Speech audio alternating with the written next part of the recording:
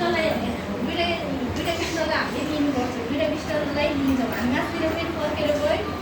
गइसकेपछि हजुरको यही डोरी चाहिँ यही बलमा माथि हामी बचाउँ भने यतापट्टि क्रस गरेर दिएर यतापट्टि क्रस गरेर हजुरले यसरी आइसकेपछि त्यही डोरी कसै एकचोटि हेरी अब हेरी चाहिँ यहाँ कस्नको लागि हेरी चाहिँ यहीँ ल है वरिपरिको ल हेरी चाहिँ एकैछिन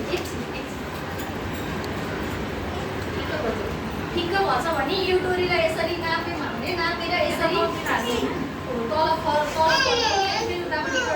गर्ने, त्यसपछि यसरी क्रस दिने, यसरी कसिसकेपछि हजुरको